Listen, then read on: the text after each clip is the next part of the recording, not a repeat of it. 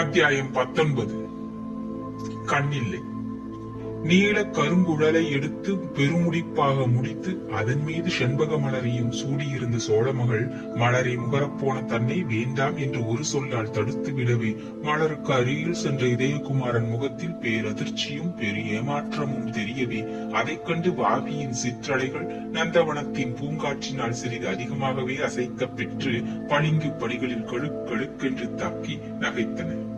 செண்பக மரத்தின் இலைகள் மட்டுமின்றி மற்ற மரங்களின் இலைகளும் கூட காற்றில் சலசலத்து லேசாக சிரித்தன. சோழ நாட்டு வாலிபனின் திகைப்பையும் குழப்பத்தையும் கண்டு சேலையை இழுத்து மார்புப்புறம் கட்டியிருந்ததால் அந்த நந்தவன மோகினியின் வளவளத்த பாதி முதுகுப்புறத்தின் காட்சியும் தனது இரு கைகளிலும் அப்பொழுதும் பிடிபட்டு கண்ணிக் கொண்டிருந்த தோள்கள் தனது உடல் பூராவும் சுழலவிட்ட உணர்ச்சி வேகமும் அவள் உடலில் இருந்தும் தலையில் இருந்தும் அந்த சமயத்திலும் கிளம்பி தனக்கு மயக்கத்தை விளைவித்துக் கொண்டிருந்த நீராட்ட பொடியின் நறுமணமும் கிட்டே நெருங்கியும் கிட்டாது போன செண்பக மலரின் விரிந்த இதழ்களிலிருந்து நாசிகளில் புகுந்த சுகந்தமும் அவனை ஏதோ மற்றொரு உலகத்துக்கு கொண்டு சென்றதால் நிலைகுலைந்து தடுமாறினான் சோழவாலிபன்.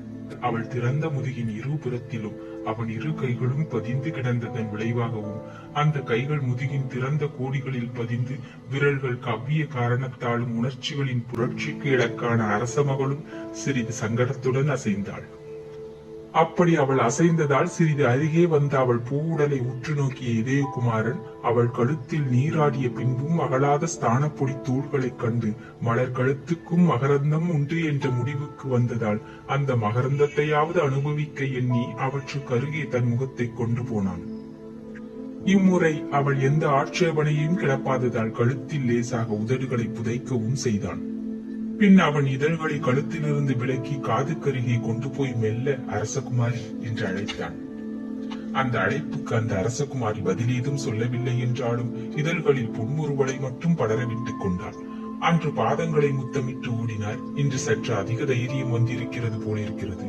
இடம் கொடுத்தால் மடம் பிடுங்குவது ஆண்மகன் சுபாவம் போலிருக்கிறது என்று முன்பு தனது அறையில் நடந்த நிகழ்ச்சியையும் நந்தவனத்தில் இந்த நிகழ்ச்சியையும் தனக்குள்ளே ஒப்பிட்டு பார்த்து கேள்வியும் கேட்டுக்கொண்டாள். அப்பொழுதுதான் தான் சற்று பின்னுக்கு இழுக்கப்படுவதையும் இதயகுமாரன் இரண்டு கைகளும் சற்று அதிக துணிவை காட்டுவதையும் உணர்ந்தாள். அந்த உணர்வினால் அவள் தத்தளித்த போது மீண்டும் அழைப்பை அவள் காதில் விடுத்தான் சோழவாலிபன். அரசகுமாரி என்று இரண்டாம் முறை அழைப்பின் போது தனது வலது கையை முன்பிறம் கொண்டு சென்று மோகன சிலை மீது கையை வைத்தான். எச்சரிக்கை குரல் எழுந்தது கண்ணழகியிடம் இருந்து. இந்த சிலையை நான் பார்க்கலாமா என்று கேட்டு அதை அவளிடமிருந்து பிரிக்க முயன்றான். இந்த சிலை என்று ஏதோ சொல்ல வேண்டும் என்பதற்காக துவங்கினான் அவன். அவள் கண்கள் அவன் கண்களை கவர்ந்து நின்றன ஒரு வினாடி. பிறகு உதடுகள் அசைந்து எந்த சிலை என்று விஷமத்துடன் மிக மெதுவாக கேள்வி எழுப்பின. இதுதான் மோகன சிலை என்று மென்று விழுங்கினான் அவன். எந்த மோகன சிலை? இதை கேட்டு அரசகுமாரி நகைத்தாள் மெல்ல. அந்த நகைப்பில் அவன் சொர்க்கத்தை கண்டான். அப்பொழுதுதான் தன் கண் முன்பு இரண்டு மோகன சிலைகள் இருப்பதை கண்டான். ஒன்று பெரியது, உயிர் துடிப்புள்ளது, அசையும் சிலை. இன்னொன்று சிறியது, பெரிய சிலையை தன்னுள்ளே முதல் நாளே இணைத்தது, அசையா சிலை. இதை நினைத்த இதயகுமாரன் அவளை நோக்கி குனிந்து, நான் குருடனி கண்ணழகி என்று ரகசியமாக சொற்களை உதிர்த்தான். இரண்டு சிலைகள் இருப்பதை உணரவில்லை. ஏன்? ஒரு சிலை மயக்கியதால். எது பெரியது, இன்னொன்று வியாஜம். ஏதோ காரணம் என்ற வாலிபன் கண்ணழகி என்று அழைத்தான். மீண்டும் என்று கொட்டினாள் அரசகுமாரி. மேலே ஏதும் சொல்லாததால் நீங்கள் குருடர்தான் என்று அவள் முணுமுணுத்தாள்.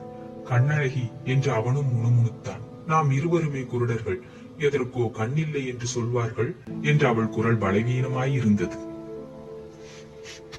அத்தியாயம் 19 நிறைவுற்றது. நன்றி, வணக்கம்.